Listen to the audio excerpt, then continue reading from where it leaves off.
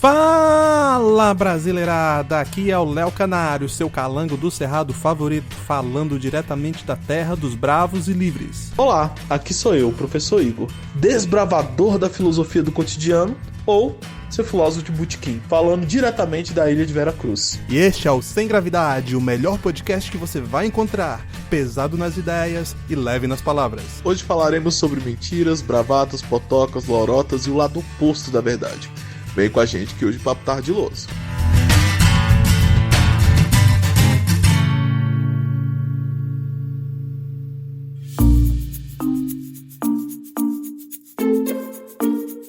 Fala, professor Igor, tudo certo por aí, cara? Tudo certo. Nessa manhã, hoje não tão fria quanto no último podcast, mas estamos aqui, com café na mão. Pois é, hoje aqui tá quentinho, tá bom pra dar um passeio, viu? Tô vendo até uns passarinhos ali pela janela. Mas me diz aí, do que a gente vai falar hoje? Hoje vamos falar sobre mentiras e como elas afetam a nossa vida, a história, a humanidade e hoje em dia as relações virtuais. Caraca, tema longo, hein? Cara, é impossível a gente falar sobre mentiras sem a gente fazer um meia-culpa, né? Como é que a gente pode falar de mentiras sem a gente citar nossas próprias mentiras? Totalmente, porque faz parte das relações sociais, né? Há quem diga que é quase inerente ao ser humano você contar uma mentira ali ou outra, né? A linguagem ela tem suas mentiras. Quando falamos de nós mesmos, sempre fica mais pessoal. Não, e o engraçado é que piora conforme a gente vai voltando no tempo. A gente percebe o quão tapado a gente era quando a gente era adolescente e as mentiras que a gente contava naquela época.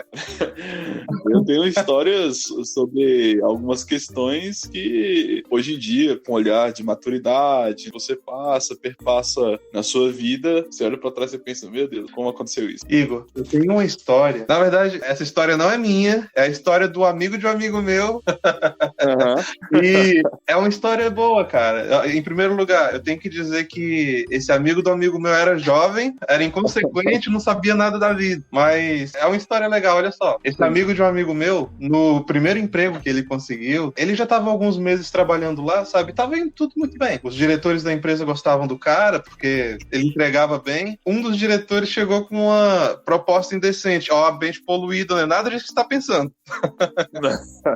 Cara, ele chegou assim e falou, olha, tô vendo aí que você manja dessas coisas aqui que você faz e tal, e eu tô fazendo faculdade. Ele já era um quarentão, sabe? Sei lá, tinha uns 45, já indo pros 50 anos de idade. Ele trabalhou a vida inteira dele na área, mas nunca tinha se preocupado com faculdade, e ele resolveu dar um passo à frente, né? Porque se o cara hesitou, acho que a empresa, ela tava pressionando ele pra ele ter um diploma. Uma coisa que é meio que uma verdade universal é que se você deixa pra fazer faculdade quando você já tá mais velho, você tem menos tempo pra gastar com a faculdade, né? Então você não consegue mais estudar porque você não tem tempo, você tem família, você tem emprego, você tem tudo concorrendo ali, né? Ele tava pra bombar em uma matéria. Uhum. E ele precisava de um 10 na prova, sabe? Pra passar. Ele já sabia que ele não tinha chance nenhuma de conseguir um 10 na prova. Não era um 10, ele precisava de um 8, 9 ali pra passar, né? E ele não ia perder tempo estudando. Primeiro ele me chamou pra fazer um lanche na padaria da esquina. Tática clássica. Uhum. Lugar público, né? Já tentando se articular, né? Não, pois aí, eu achando estranho. Eu cheguei lá, o cara é caladão, ele mal conversa com as pessoas e me chamou aqui assim, meio que na surdina, entendeu? Aí ele chegou, você tá bem? O que você tá achando aqui do emprego? Tá gostando? Aí o papo meio esquisito. Uhum. Mas eu toquei o barco, né? E ele falou assim, olha, o negócio é o seguinte, eu tenho uma proposta pra você, mas você pode falar não, ok? Você pode falar não, ó, eu tenho uma prova aí pra fazer, só que eu não tô muito confiante, e eu já vi que você manja aqui, né, do Paranauê, e eu queria saber, será que você não tá afim de fazer essa prova pra mim, não? Aí eu fiquei meio assim, né, eu falei, cara, não tem como eu fazer isso. Ele rebateu, eu te pago R$400, e eu só perguntei quando é a data. A conversa não foi exatamente tão direta assim. Ele me perguntou, ele falou, não, você pode me responder mais tarde. Eu parei pra pensar, né, por um tempinho. Ele voltou pro escritório, eu fiquei mais um tempinho lá pensando. Quer dizer, eu não, né? O amigo do amigo meu. Sim, amigo. Claro, sou eu. Depois que eu voltei quer dizer, o meu amigo voltou pro escritório, ele aceitou. E foi uma das coisas mais loucas que esse meu amigo já fez, porque quando deu na hora de fazer a prova, o chefe desse meu amigo, ele foi combinar combinado um local pra se encontrarem, né? Aí ele pegou esse meu amigo de carro, levou até a faculdade e ele fazia uma daquelas EADs. E EAD, o professor que aplica a prova, ele mal conhece o rosto dos alunos, né? Então já era um ponto extra. E ele me entregou a carteira de identidade dele. Cara, você não vai imaginar a coincidência. O cara era parecido comigo quando era novo. Depois de velho ele ficou meio careca, não dava pra perceber semelhança nenhuma, mas quando era novo era parecido, sabe? Sim. E aí ele entregou, quer dizer, comigo não, com meu amigo. Sim, amigo. E aí ele entregou a carteira de identidade pra esse meu amigo, e esse meu amigo fez a prova. O resultado final da prova saiu uns dias depois, foi 9.7. Bom pra caramba. O chefe ficou feliz, esse meu amigo ficou feliz também porque recebeu uma grana, né? Mas isso é uma daquelas coisas que você faz quando é jovem, porque você é bem tapado, né? Você não pensa nas consequências dos seus atos e nem no que pode acontecer de errado. Você só pensa no caminho feliz. E foi isso que aconteceu. Ficou feliz que recebeu uma grana, só que essa é uma coisa que se fosse hoje eu tenho certeza que ele não faria não, cara.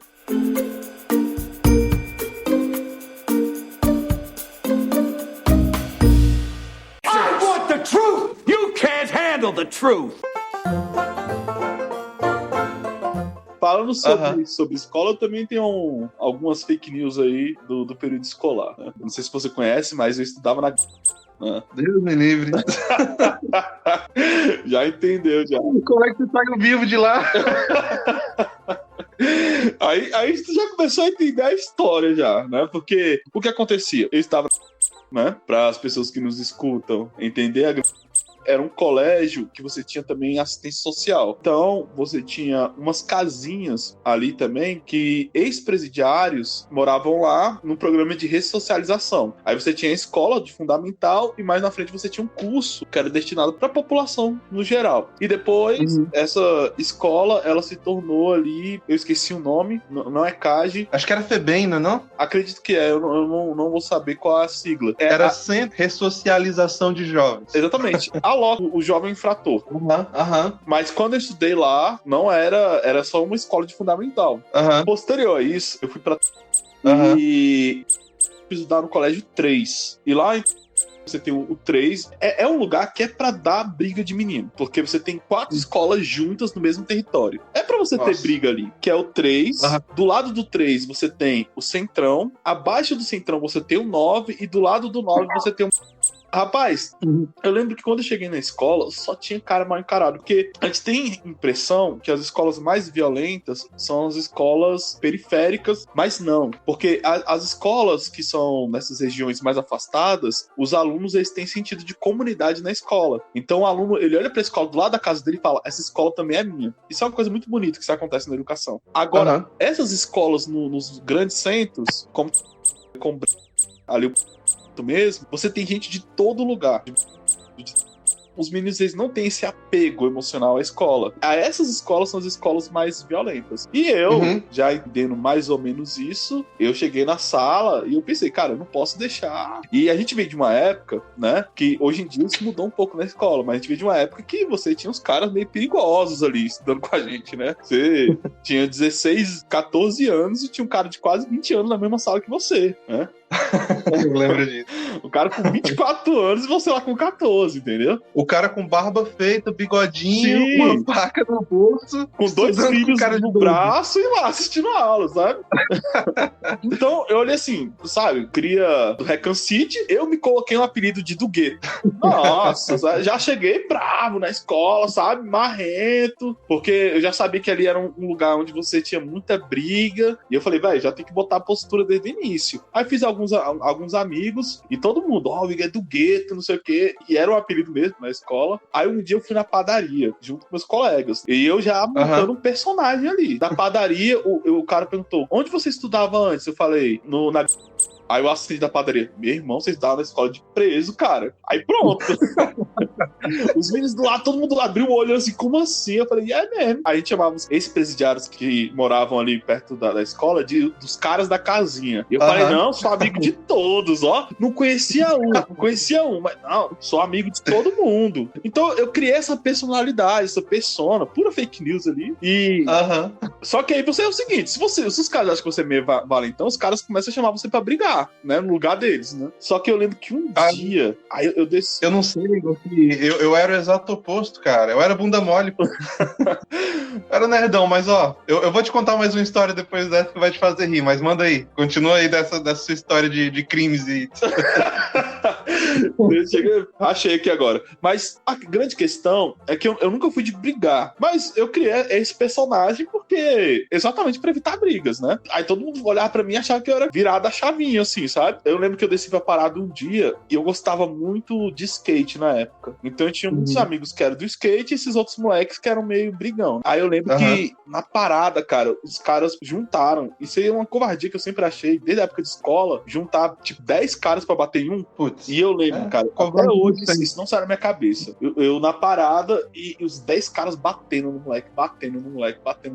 E o outro cara do meu lado falou assim, cara, pra que isso? O moleque só queria fazer amizade, tipo aquele cara que entra na escola, que fazer amizade, não consegue se expressar muito bem e chamar a atenção das pessoas. Os caras foram lá batendo mesmo. Aí depois disso eu falei, cara, acabou essa história do gueto, vou andar de skate, tocar meu violão, escutar meus rocks, e a partir desse dia eu fiz a limpeza aí da fake news e da persona que eu tinha criado. Ah, fez bem, cara. Porque senão você entra ali num espiral.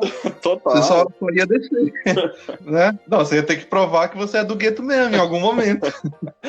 Depois eu tava andando de skate mesmo, aí vivi minha adolescência ali, né, andando de skate, tocando meu violão com meus amigos e foi uma ótima adolescência.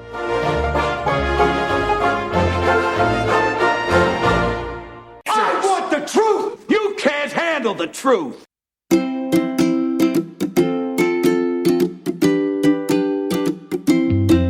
Então, eu tenho mais uma história, essa curtinha, mas é engraçada também, que foi uma outra mentira que eu contei quando era adolescente, que é como eu te falei, eu era nerdão, mas antigamente o povo tem essa ideia de que nerd é aquele cara que não consegue falar nada, usa óculos fundo de garrafa e a única coisa que faz é jogar videogame o dia inteiro. Sim. Não, esse é o estereótipo. As pessoas de verdade, elas são um pouquinho de cada coisa, sempre. Você não é um... Sempre. Uma coisa que acontecia muito comigo, cara, é chegar atrasado no colégio, porque, né, eu nunca gostei de acordar cedo. Isso se mantém até hoje. E aí, uma coisa que, assim, já era praxe lá no colégio é o seguinte, o colégio, ele não era tão violento assim, mas tinha lá suas práticas, sabe? Por exemplo, ele era enorme e tinha um ponto que, perto do campo de futebol, que era um daqueles campos de futebol grandão, de grama mesmo, e perto desse campo, subindo um barranquinho, tinha umas pedras, a gente chamava de Pedra da Maconha, porque era só o que rolava lá. Então, mas do outro lado do colégio, perto dos banheiros, o pessoal tinha feito um esqueminha pra você pular o muro, sabe? Porque o muro do colégio era todo cercado com arame farpado. Você vê que, né? Era de boa pros padrões que a gente tá acostumado. Então, mas, naquele ponto ali, perto dos banheiros, por alguma coincidência que ninguém consegue explicar, o arame farpado tava meio derrubado e tinha uns pontos de escalada no muro, cara. E assim, era um muro alto, eu acho que tinha o quê? Uns 2 metros, 2,5 metros de altura? Sim. Bom, eu cheguei atrasado nesse dia e tinha que pular o muro, né? Porque tinha prova, eu não queria perder a aula e a escola tinha implementado uma política nova lá, que se você chegasse atrasado, você não podia entrar mais. E daí eu cheguei atrasado, tentei jogar um migué lá na porteira do colégio, só que ela falou assim, ó, não vai rolar. E pra complementar, a vice-diretora ainda tava chegando e ela falou a mesma coisa, ó, não vai rolar, eu vou ficar aqui pra garantir que não vai rolar mesmo. Aí eu falei, ah, beleza, vou embora. Só que ao invés de ir embora, eu dei a volta no colégio, né? Só que aí é que tá, uma menina que geralmente não chegava atrasada, ela resolveu vir junto comigo. E a fake news que eu soltei pra ela foi falar que pular o muro é fácil. Cara, foi mais ou menos assim, eu falei pra ela, ó, é facinho, é só você fazer igual eu faço. E aí, né, já tava macaco velho de pular esse muro, eu subi de um lado, pulei do outro, caí em pé, feito um gato. Já tava indo lá, né, a estratégia era assim, você pulava o muro e você ia pro banheiro esperar o sinal do próximo horário. Que aí você aproveitava a muvuca de todo mundo mudando de sala, você entrava ali no meio e ninguém percebia que você tinha pulado o muro, entendeu? Perfeito. Então, só que aí eu, pulei o muro e quando eu tô andando pra ir pro banheiro, eu só escuto um barulhão, entendeu? Vindo de trás de mim, que assim, pra mim a menina já tava tudo certo, já tava pulando, só que eu escutei um barulhão. Quando eu olhei pra trás, cara, a menina levantando toda esculhambada de cima da moita, que tinha uma moita logo perto do muro, toda arranhada. Cara, eu fiquei com dó dela. Eu tentei pular o muro e se trepou toda.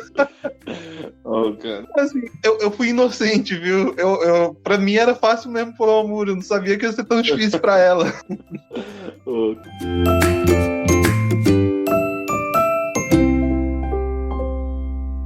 I want the truth! You can't handle the truth!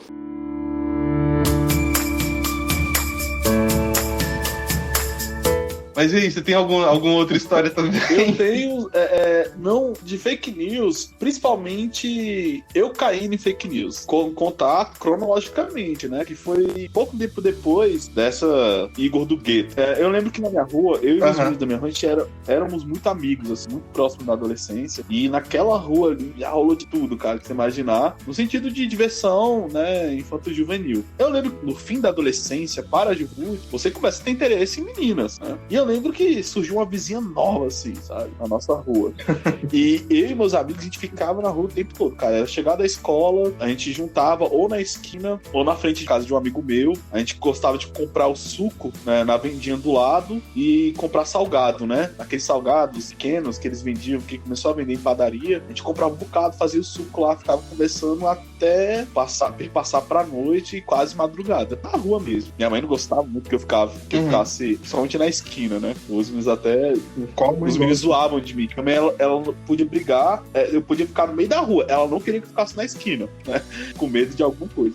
Então. Mas sim, Igor, mas faz sentido tudo aí, cara. Porque, por exemplo, eu já tomei bacu de policial, entendeu? E foi justamente numa dessas aí, cara. Por incrível que pareça, a gente não tava fazendo nada errado, a gente tava. Olha aí o nerdão falando, ó. Eu tava jogando RPG de noite. E a gente tava jogando na rua. Então era basicamente uns 5 fulanos ali na esquina, numa rodinha conversando.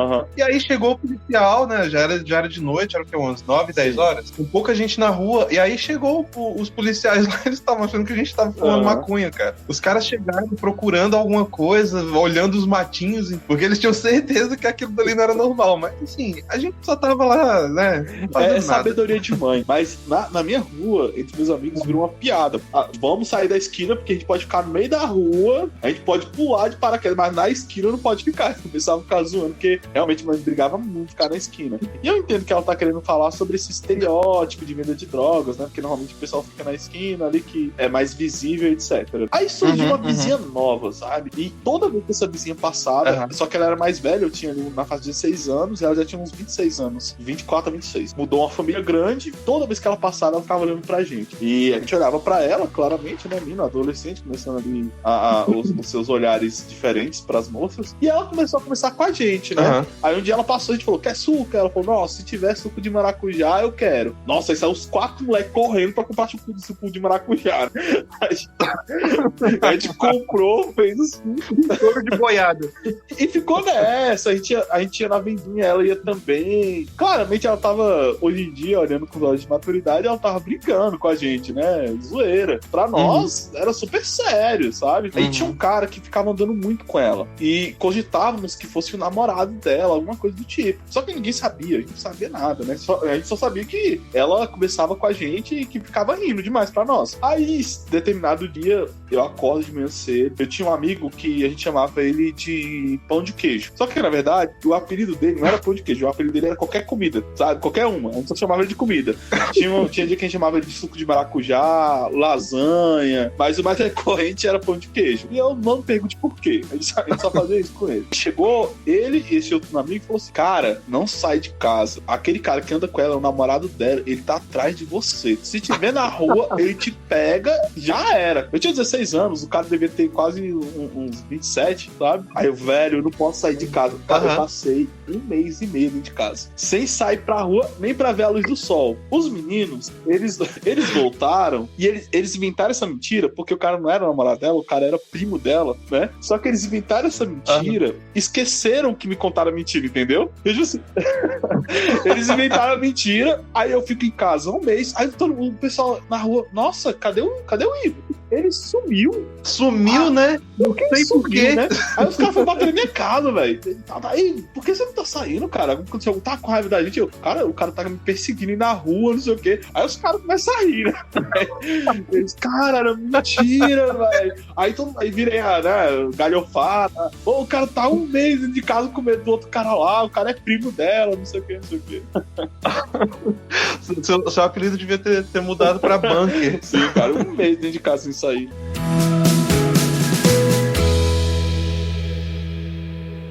I want the truth! You can't handle the truth! Vamos falar agora de mentira mais pesada. As mentiras que a gente conta, elas têm impacto só na nossa vida, né? Geralmente é um impacto negativo, só que tem mentiras muito piores e que impactam a vida de várias pessoas. E esse é um tipo pior de mentira. Apesar de que, talvez seja só uma opinião minha, mas eu acho que ela nasce dessa concessão que a gente faz para as pequenas mentiras, sabe? A gente faz a concessão no nível pessoal. Quando você vai para a tua vida profissional, você leva isso junto contigo. Eu queria falar de uma primeira mentira que aconteceu aí no Brasil, que teve uma repercussão horrível, cara, que foi um caso lá da década de 90. Ele é bem famoso, eu acho que muito ouvinte aí vai lembrar dele, que é o caso Escola Base. Você já ouviu falar dele? Já ouvi uma conversa que eu tive com um amigo, mano. Mas prossiga. Pois é, o caso Escola Base foi um acontecimento que teve em São Paulo, lá na década de 90, em que você tinha uma escola, e era uma dessas escolas de bairro, escola particular de bairro, pequenininha, que atende ali só os alunos ali da região, né, criança pequena. E o que aconteceu é que essa escola, como eu falei, ela era pequena, era administrada pelo próprio dono, a dona era a diretora. O marido dela era quem conduzia as crianças na Kombi. Ele saía pegando todo mundo pelo bairro e levava as crianças pro colégio e deixava de volta em casa. O que aconteceu é que o cara foi acusado de ter abusado de uma das crianças, e essa criança, diz a mãe, teria confessado pra mãe. Quando esse assunto chegou na mídia, virou notícia no Brasil inteiro, sabe? E a mídia é igual urubu na carniça. Quando um acha, todo mundo vai em cima, porque é carne fresca. Perfeito. Então a mídia, ela prosseguiu do jeito que a gente vê hoje, sabe? Eles são abutres. Esse é o jeito que a mídia age. Eles não têm moral ou princípios, né? Pelo menos a maioria. Alguns ainda têm. Mas, nesse caso, moral e princípio midiático não existiu em nenhum momento, sabe? Porque a mídia começou a pressionar o tempo todo e a mídia vendeu o caso como fechado. O cara abusou mesmo, nós temos provas, o delegado já falou que ele vai ser preso, que as provas que eles têm são contundentes. É isso, o cara abusou da criança. Brasil, lá na década de 80, 90, se a população é instigada a alguma coisa, eles já acham que é verdade e eles vão tentar pegar a justiça e aplicar com as próprias mãos. Do pré-virtual, né? Você não tinha acesso à informação como você tem hoje, e nem as pessoas que eram vítimas de fake news não tinham a possibilidade de dar voz contraditório para além do seu grupo de pessoas próximas, né? Hoje em dia, se alguém é fake news, ele consegue pelo menos publicar um texto nas suas sociais. Agora, o desfecho do caso foi o seguinte: eles identificaram que houveram vários erros no processo, que a mãe tinha lá seus motivos para mentir e que o único testemunho que eles tinham era o que a mãe tinha dito que a criança falou. Não havia nenhuma prova anterior, não tinha nenhum boato, burburinho sobre o motorista, sobre a escola. Não tinha nada, cara. No fim das contas, nenhuma prova foi levantada, mas o estrago já estava feito. A polícia chegou à conclusão de que eles não tinham prova nenhuma para indiciar os acusados. Eles foram inocentados, mas essa parte a mídia não noticiou. No fim das contas, a escola teve que fechar, os proprietários tiveram que mudar de estado, e a última vez que eu ouvi falar deles, até hoje eles ainda estavam vivendo uma vida paralela, sabe? O que aconteceu lá atrás colocou um estigma neles, e a grande responsável por isso foi a mídia, com a sede de sangue deles por conseguir uma matéria, mesmo que eles não saibam se é verdade. Quando a gente começa a falar sobre de fake news, principalmente de fake news na história, obviamente que a gente vai discutir isso mais frente do programa de hoje, sempre me remete um pouco a Sócrates. Sócrates, Platão e Aristóteles, mas vou focar em Sócrates, só para dar um embasamento nesse nosso diálogo, porque uma coisa que Sócrates sempre fez foi tentar atentar para um debate que leve à verdade. Os debates não podem correr, a retórica não pode ir se ela não ter a verdade como ponto final, como finalidade. Incrível como na história do pensamento, você falando, isso veio na minha mente, como na história do pensamento eu tinha tanto tempo na filosofia, porque na filosofia moderna, que muitos autores, pensadores na história, nas ciências humanas, criticaram essa ideia de verdade, criticaram essa ideia que você tem que debater para chegar a uma finalidade, e sempre idolatraram os sofistas. E é incrível como hoje em dia, por causa da dimensão da internet, da comunicação virtual, as pessoas voltam a um discurso de 2.500 anos atrás e falam, tem que começar a buscar a verdade, porque esse negócio de buscar que todo mundo tenha a sua verdade, esse negócio de retórica, tá complicado, porque você faz vítimas, e é o que tá acontecendo agora. Nos anos 90, você falou do caso aí da escola base, foi uma questão de narrativa, a mídia incorporou isso, porque a mídia é totalmente necessária, vamos pontuar isso, contudo, os maus jornalistas, eles fazem crueldades históricas, e não só crueldades com indivíduos, mas com nações. Eu não gosto muito daquele discurso, isso em qualquer área, seja humor, seja jornalismo. Eu não gosto muito disso assim, você não pode criticar jornalismo, pode, sabe, atacar o jornalismo, você não pode atacar o humor. Eu concordo que você não pode vetar a liberdade de expressão deles, como foi o nosso primeiro programa. Agora, tudo nessa vida é criticável, e você percebe que a função de alguns jornalistas, principalmente agora, eles não estão sabendo lidar com as mídias sociais, né, as diversas mídias sociais que nós temos, nas diversas plataformas, existe sempre um trabalho de manchete, né, de você falar assim, eu quero ter uma capa que vai vender. E quando... Igor, eu acho que isso daí é puro corporativismo, em parte. Existe mais coisas nesse balaio aí, mas é corporativismo porque eles pensam. Olha, eu tenho a minha voz como jornalista e eu sei que o meu poder vai diminuir se eu permitir que os outros atacados à torta e à direita. Então eu vou criar em mim mesmo uma classe privilegiada, que é o jornalismo que a gente vê hoje em dia, que eles se acham tão essenciais a tudo que a gente faz que eles não podem ser criticados. I want the truth! You can't handle the truth! Mas, Igor, é importante, inclusive, a gente falar isso aqui, cara, que jornalista também tem propósito, tem objetivo, tem conta pra pagar. Então, eles agem em interesse próprio também, assim como eu e você. Eles não são diferentes da gente. Vou te dar um exemplo de como a mídia funciona hoje e por que ela faz o que faz. Hoje, qual o propósito de existir da mídia? Como é que eles ganham dinheiro? Ganham dinheiro com anúncio. Como é que um dono de um produto vai decidir aonde ele quer anunciar? Ele vai anunciar onde tiver a melhor performance, onde ele gastar menos dinheiro e conseguir vender mais produtos com aquele anúncio que ele fez. E como é que ele consegue uma melhor performance? Anunciando para mais pessoas. Então, ele vai naquele canal de comunicação que tem a maior audiência. Sim. Aí, do outro lado, você tem os jornalistas, os jornais, as TVs, né? Como é que eles conseguem mais audiência?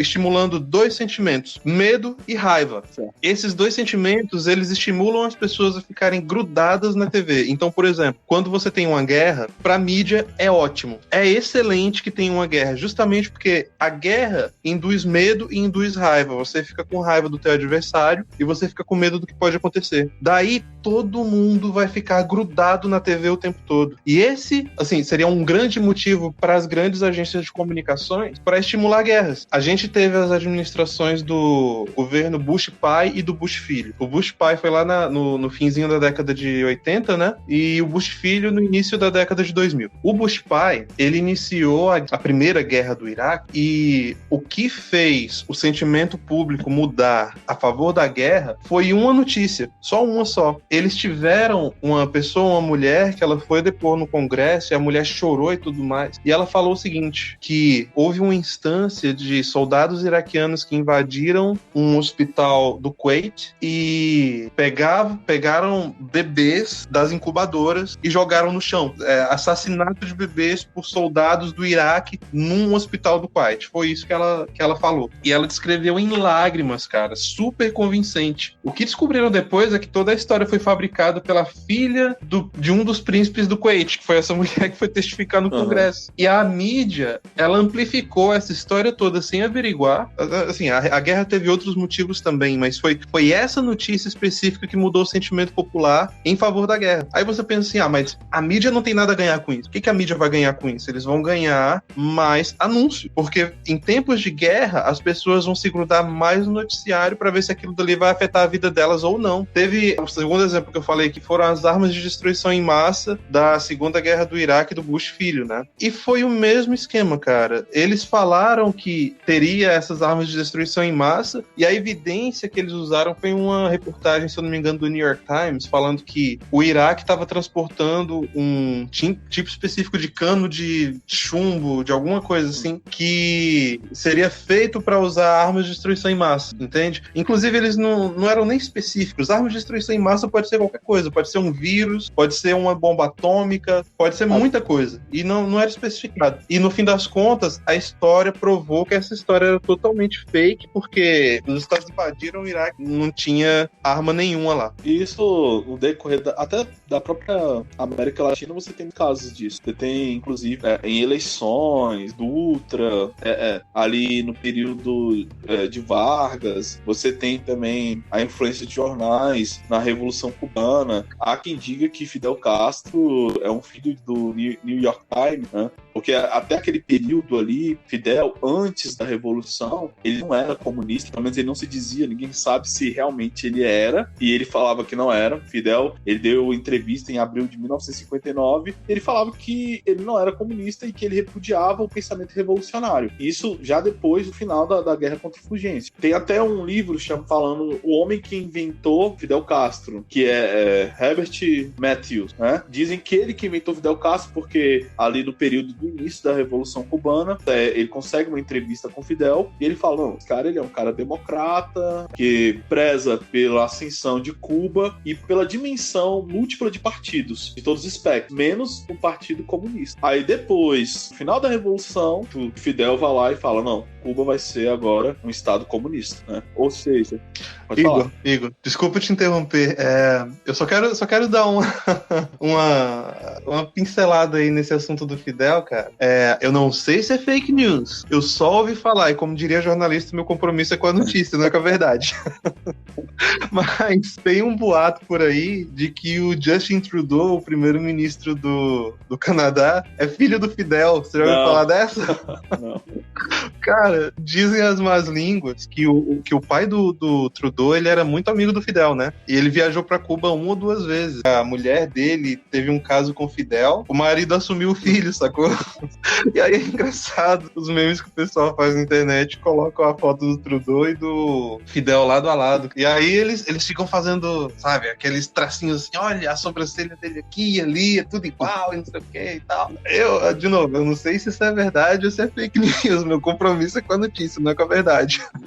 Cara, a história de Fidel é muito interessante, assim, como ele muda o discurso dele antes, durante e depois da Revolução Cubana. E dizem alguns escritores, obviamente, que você tem muita discussão em cima desse assunto, e eu não coloco um ponto final, até porque não sou especialista em Revolução Cubana, mas você tem muitos livros que vão falar assim, Fidel Castro, ele foi um produto de um jornal, New York Times. Foi ali onde você teve uma ascensão dentro do movimento revolucionário e dos guerrilheiros que acompanhavam ele. Quando sai a notícia que ele é um estadista, pró-democracia, que ele vai implantar eleições em Cuba, ele consegue ganhar apoio de parte da população cubana. A partir dessas primeiras reportagens, foram 3 reportagens que foram distribuídas de forma clandestina ali em Cuba. E esse desenrolar de Cuba pós-revolução é sinistro.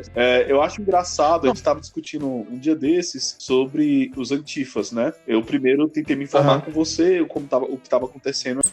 Eu até fiz uma postagem em algumas redes minhas sobre como você sempre tem alguns movimentos, não são necessariamente movimentos negros, né? Você tem realmente uma cisão, principalmente nos Estados Unidos, uma cisão, novo movimento negro, né? Você tem os Panteras Negras que têm ideais muito radicais dentro das suas pautas, pelo menos desde os anos 80, você tinha alguns ideais que eram absurdos, mas você também tem a outra ala ali do Dr. King, que vai tentar uma reforma dentro da ideia de democracia. Contudo, um movimento que acontece muito aqui no Brasil e é mundial, é você tendo partidos que não tem nada a ver com as pautas negras e que tentam se sobrepor colocando pautas socialistas em cima dessas pautas que necessariamente deveriam ser pautas para a população negra. A mídia, ela tem um grande papel nisso daí. Eles entregam, sei lá, uma boa cobertura pros grupos que eles gostam e eles destroem a reputação daqueles que eles não gostam. Eles são muito movidos pela ideologia e pouco movidos pelos fatos. E você tava falando aí do Fidel, cara, a gente tem um exemplo nacional. Lá na década de 90 a gente teve o Collor também. O Collor foi um produto da Globo. Totalmente. Sem dúvida nenhuma. Eles até criaram um slogan pra ele, que era o Caçador de Marajás, né? Sim, sim.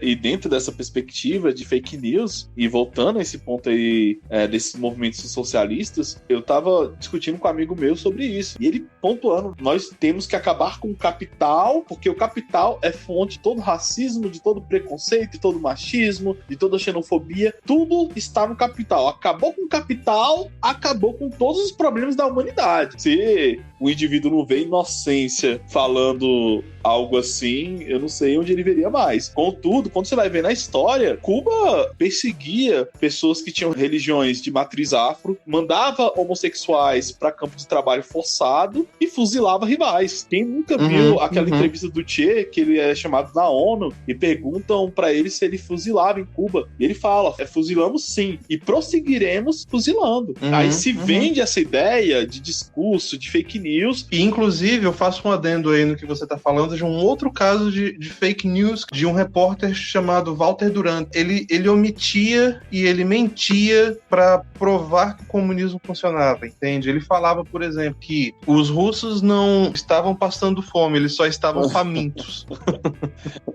E ele era New York Times de novo, né? Esse jornal aí é famoso por passar pano pra ditador. Ele não falava, por exemplo, dos milhões de mortes que você teve com o Holodomor. Ele não falava dos milhões de mortes que você teve com os gulags. É sempre bom citar o Alexander Solzhenitsyn com o livro dele, Arquipélago Gulag, fala muito sobre, fala sobre esse período histórico dos gulags russos e o quão terrível eles foram. Toda essa história de fake news e a relação delas com a mídia tradicional tá sempre muito intrincada. Totalmente.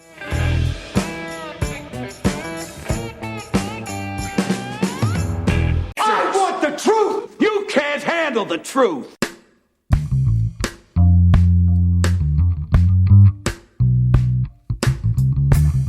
Nessa história toda de fake news, eu acho que o mais importante é a gente tentar tratar ela primeiro no nível pessoal. Quando a gente consegue tratar ela no nível pessoal, você consegue pelo menos deixar a coisa toda mais moderada quando ela escala para os níveis superiores. Durante todo o último século, a estratégia que aqueles que se movem por poder e não por um conceito moral ou ético que os segure fez foi lotar os lugares que eles acham importantes.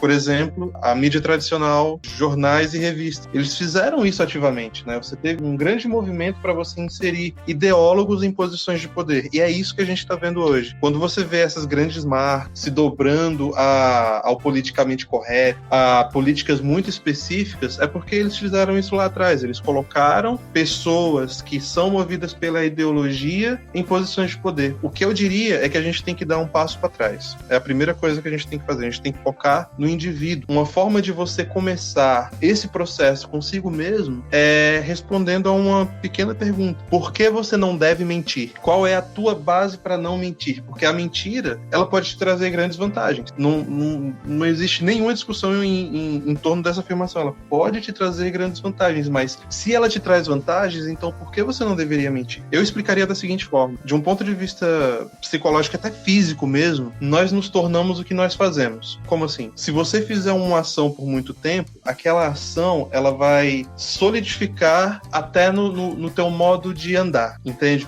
Você aprende por repetição. todo humano funciona desse jeito. Logo, se você repete uma prática por muitas vezes, aquela prática vai se solidificar na tua identidade. Se você mente muitas vezes, você vai se acostumar a mentir. Quando a tragédia te alcança, geralmente você só pode contar consigo mesmo. Você é o único barco de salvação para você mesmo. E quando você tem uma situação de tragédia, é uma situação que você nunca experimentou antes. Então, você vai poder contar somente com aquele que você vê no espelho. E aquele que você vê no espelho, ele vai agir da forma que ele está mais acostumado a agir. Então, se a tragédia te alcançar e tudo que você praticou durante a tua vida inteira foi mentir, quando você olhar no espelho para pedir ajuda, para ter uma solução para aquele problema, a única coisa que você vai conseguir fazer é reagir mentindo, porque foi isso que você treinou a tua vida inteira. Perfeito. Eu sempre penso que há necessidade primeiro de educar. A internet, ela tem que ser um lugar livre, contudo, predisposto à justiça a partir das leis que já temos. É isso que eu entendo. As fake news, eu acho um problema quando você tem ali robôs fazendo o trabalho de divulgação, queima de reputação, mas tudo isso já pode ser tratado na lei que nós temos. Mas como a gente resolve agora o problema dessas fake news, etc? Cara, é educação, simples assim, não tem outra questão. Eu até iria além. Uma solução fácil para fake news, cara, é a mesma solução para discurso. Você não resolve o problema de fake news limitando o poder das pessoas falarem. Você resolve o problema das fake news com verdade. Você resolve o problema do discurso com mais discurso. Você tem que prover uma solução contrária ao que está errado. Você não tem que simplesmente silenciar o que está errado. O que você silencia, você potencializa.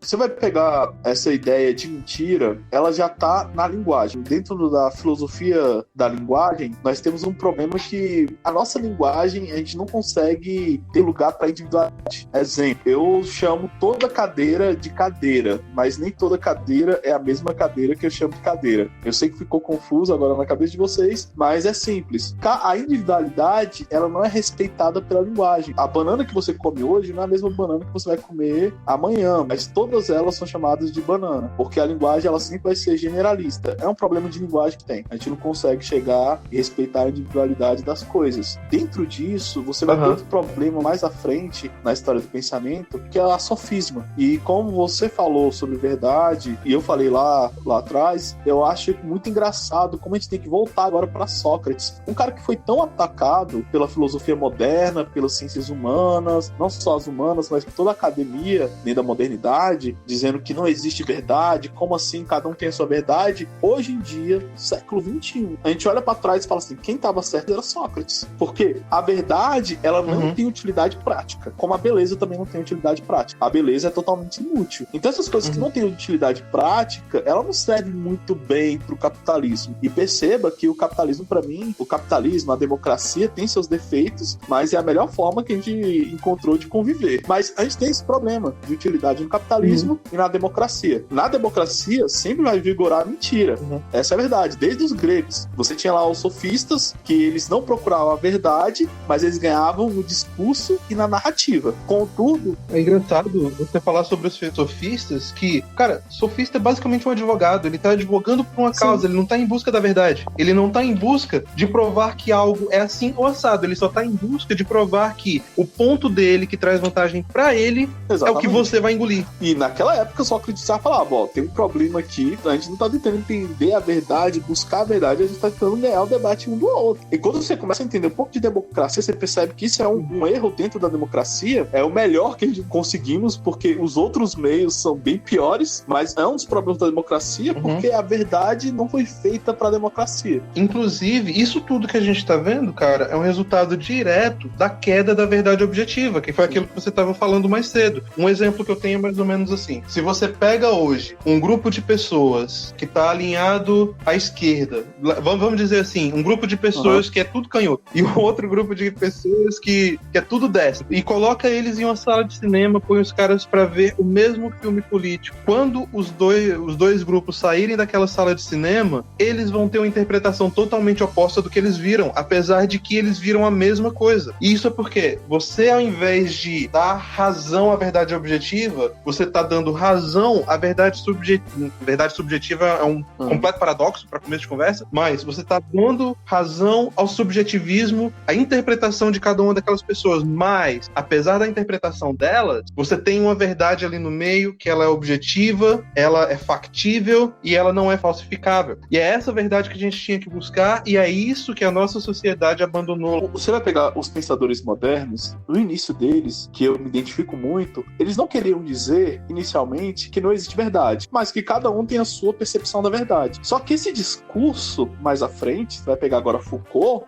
e o problema da neurolinguística é que eles estão falando o seguinte: não existe verdade e a verdade é simplesmente discurso. E para você ver quanto a gente está avançando na história e percebendo como esse discurso é degradante na sociedade. Obviamente que em parte ele é verdade. Obviamente que tudo aquilo que nós falamos do que somos. Aquilo que eu falo no dia a dia influencia a minha forma de pensar. Isso é fato. Agora, dizer que a realidade tem valor subjetivo na minha linguagem, aí que complicou. Foi aí onde a canoa virou. Porque aí eu posso entender que não existe verdade objetiva e tudo aquilo que eu falo, eu posso ganhar no discurso. Aí vem a cereja do bolo, que é o que vivemos hoje, que é a guerra de narrativa. Porque você tem agora uma pessoa que está fazendo um discurso para um lado e outra pessoa que está fazendo um discurso para o outro, e quem conseguir ganhar na discussão se tem aquilo como verdade. Então, dar o meu conselho aqui também, repassar o meu conselho como você fez. Se eu posso repassar algum ensinamento de toda essa conversa, e isso com alguma pretensão de sabedoria, que talvez eu não tenha, é que consigamos combater, como você disse, a mentira com a verdade. Ah, mas você detém a verdade, você está falando que você... Não é isso que eu tô dizendo. Eu tô dizendo o seguinte: buscando a verdade, você a encontrará. E eu digo isso no sentido coletivo, sabe? Quanto mais você aproxima o seu discurso da verdade expressa na sociedade, dos fatos que estão expressos, mais convincente ele fica, mais auto-evidente no sentido aristotélico. E auto-evidente é que você olha e você sabe o que é, sem precisar dizer uma palavra. E é esse meu conselho.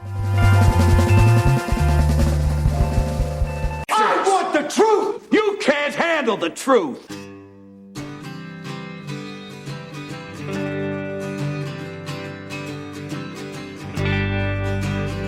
Uma das histórias que são mais significativas dentro da filosofia é a alegoria da caverna. A alegoria da caverna é amplamente conhecida, mas ela, de uma forma bem resumida, é assim: você tinha um grupo de pessoas dentro de uma caverna que estavam totalmente presas, e eles não conseguiam mover o pescoço, e a única coisa que eles conseguiam ver eram as formas na parede. E essas formas eram simplesmente sombras que se moviam. E essas sombras eram as sombras de uma fogueira que tinha atrás deles, de quando as pessoas que os mantinham presos ali passavam pela fogueira e faziam aquelas sombras. Eles achavam que as sombras eram os deuses. As sombras era todo o mundo que eles conheciam. Acontece que em um determinado momento, um desses prisioneiros consegue escapar. Ao escapar, ele vê a fogueira e ele percebe que as sombras é somente a imagem projetada daqueles que passavam na frente da fogueira. E ele olha lá pro fim da caverna e ele vê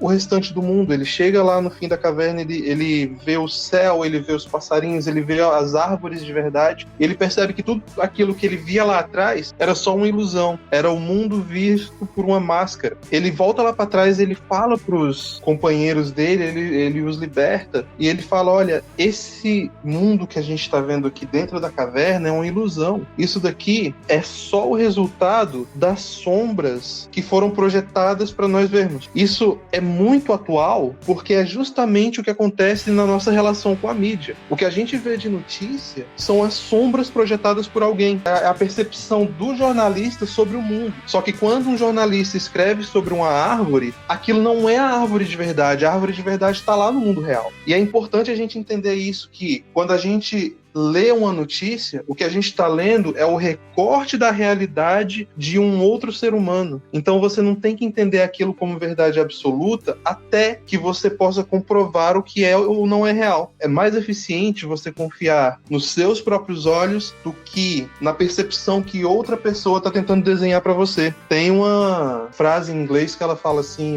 Are you going to trust me or in your damn lying eyes? Você vai confiar em mim ou nesses seus olhos olhos mentirosos. A conclusão que eu tenho é que, cara, acredita nos seus olhos, acredita nos seus instintos, vai atrás da verdade, e de uma verdade absoluta, até mesmo quando ela não te agrada. Porque quando você encontra uma verdade que não te agrada e mesmo assim você percebe que ela é a realidade, aquilo ali é o que você tem que se agarrar mais forte, porque mesmo sem gostar, Perfeito. você percebeu que aquilo é real.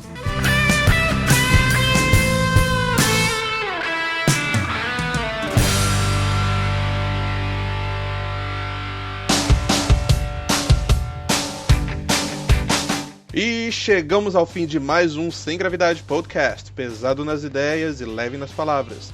Se você gostou do episódio, nos dê uma boa avaliação no iTunes, no Spotify ou no seu aplicativo de podcast preferido.